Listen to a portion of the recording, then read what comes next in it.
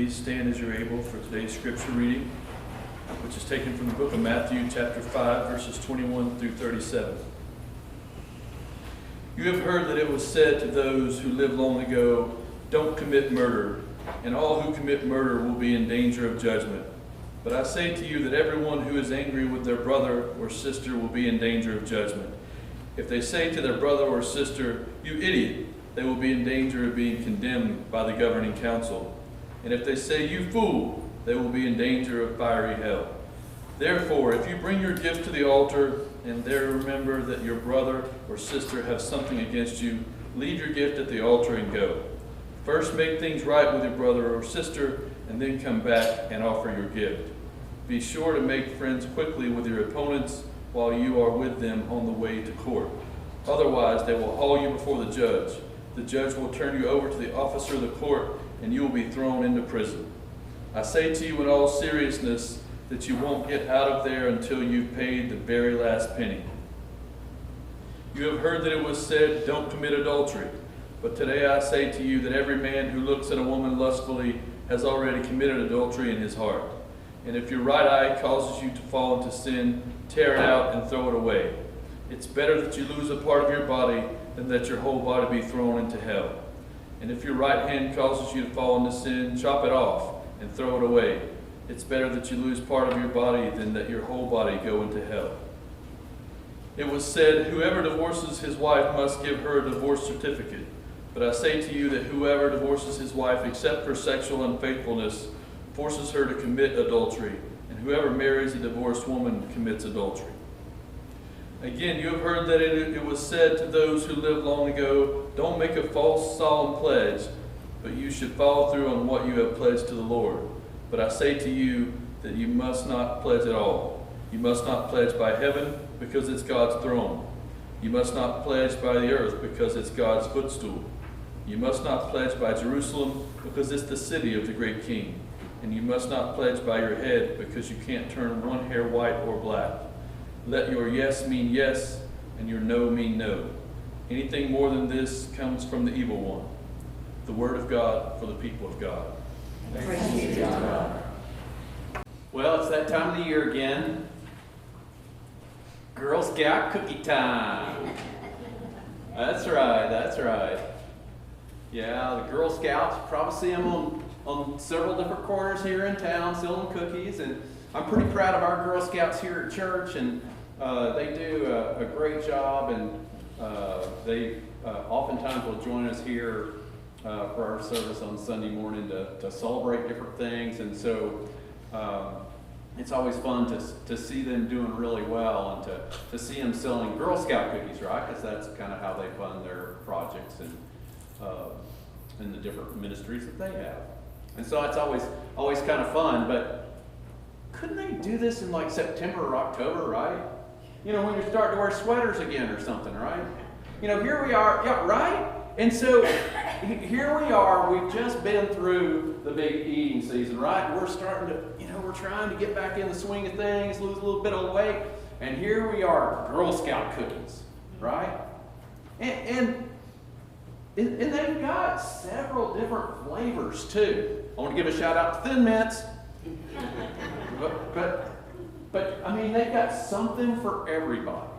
Everybody's got their own favorite. And so it makes it kind of tough, this time of the year when we're trying to watch our sweets and that sort of thing. So it's kind of a, good news, bad news sort of a thing always. And it's funny how Joanna and I have different disciplines with handling that. I have never seen anybody as disciplined as that woman is. I mean, seriously. She could eat half a cookie and put the rest of it back. Yeah, that's just wrong.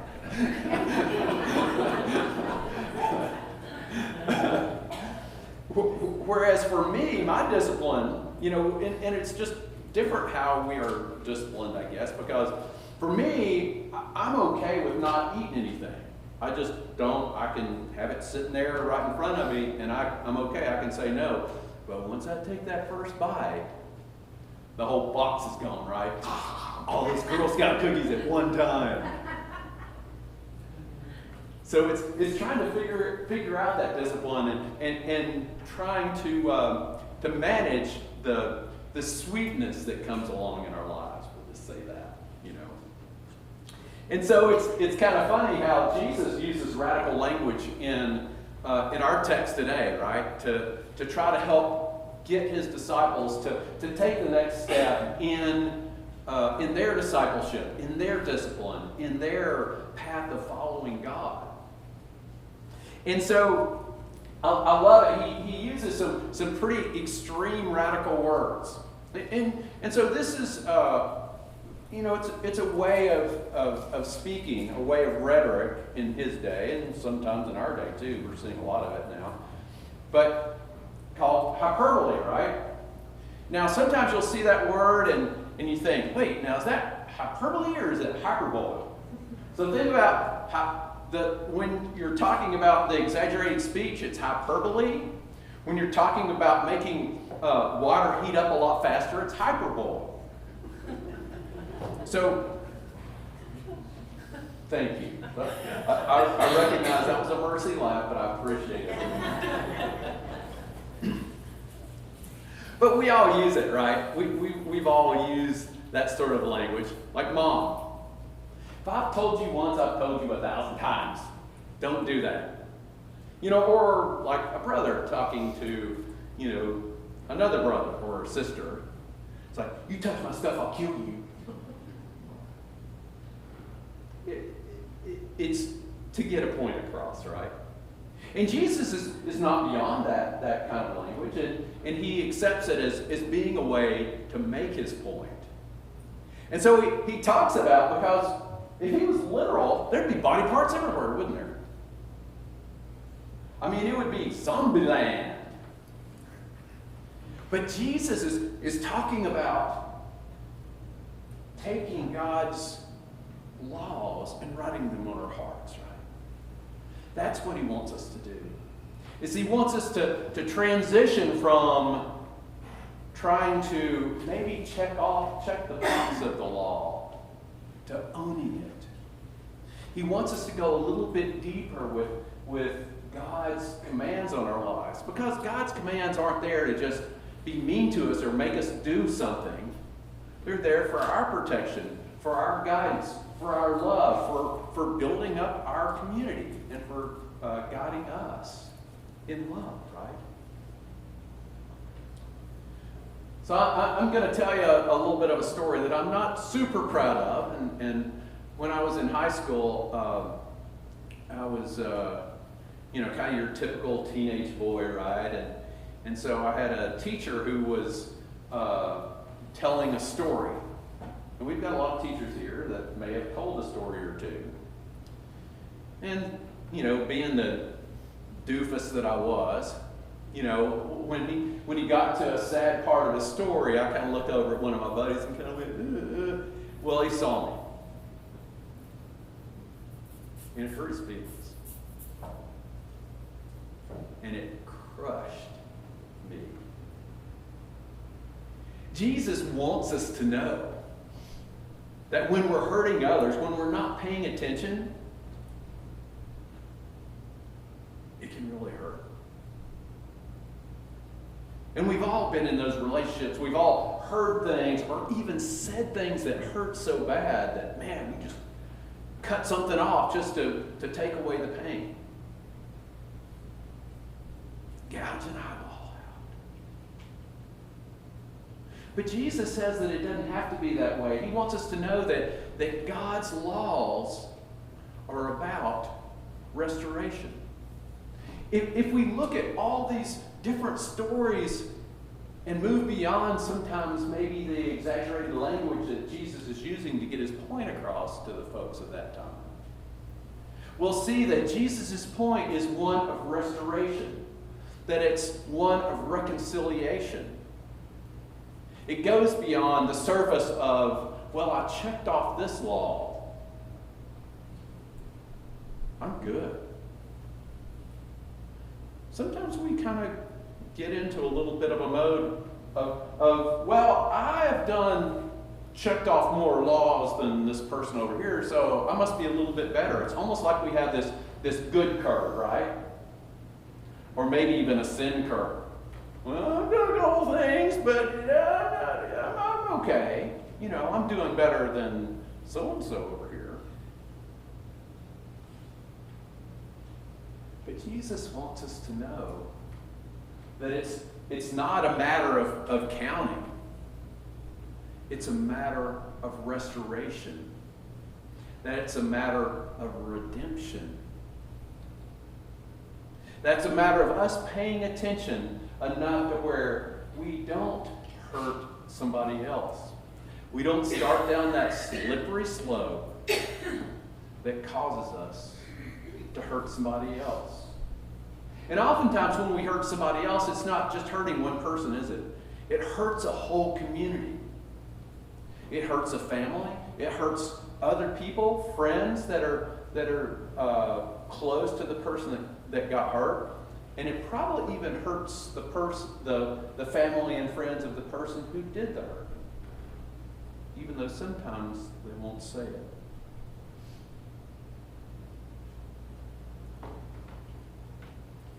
The key for us is to move from I'm okay as long as I don't do this to I'm okay and I have responsibility for others. I have responsibility to care, to heal, and to give hope. And Jesus, I believe, tells us that this begins with a change of heart. That when God's laws of love are written on our hearts, we can't help but move about the world guided by those laws without even knowing that we are. Today's Old Testament story was from our gospel reading was from Matthew. The Old Testament story was from Deuteronomy. In fact, on the cover of your bulletin, it uses some of the words from Moses' message to the people in Israel. They've been in the desert for a while at this point, right? They've grumbled, they've fussed, they've carried on, and God has done some incredible miracles in the midst of their fussing and carrying on. But at the same time, because of some not so clever decisions that they made, they ended up never really being able to take it all the way to the next level.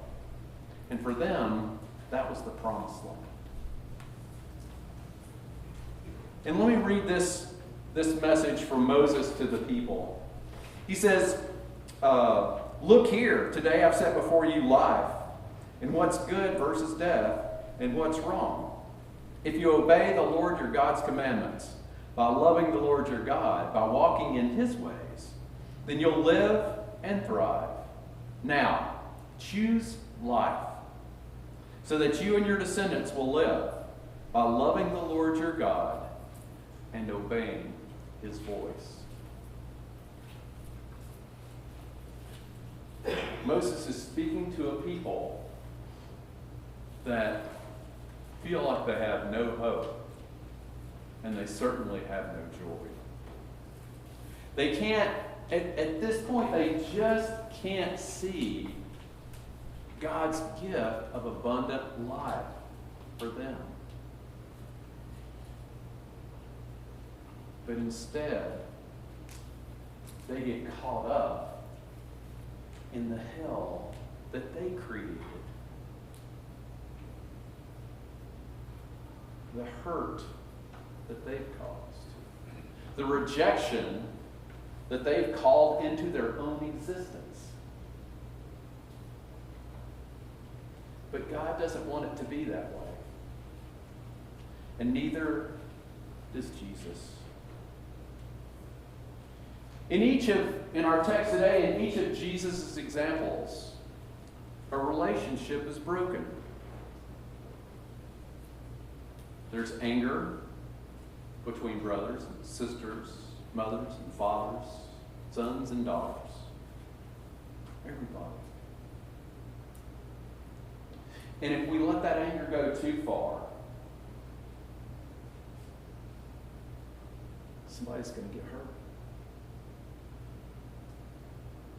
If we let sexual obsession go too far, somebody's going to get hurt. And probably a lot of somebody's. It's a reminder that when somebody gets hurt, more lives than just the one person, the target of the hurt, is hurt. I believe Jesus' radical commandment and call for us to deepen God's commandments on our lives is based on the greatest commandment. Love God. Love others. Love ourselves. These are words of restoration. These are words that strengthens our hearts. Jesus knew that if we're not loving deeply, then we're just the walking dead. Love deeply. Restore grace. Live life. Let us pray. Jesus, you are the friend of sinners. Help us to worry less about who's right and wrong and more about restoring broken relationships. Yours is the only perfect human life, and ours are broken, in need of repair and reconciliation. Redeem and restore us by your love, so that we may love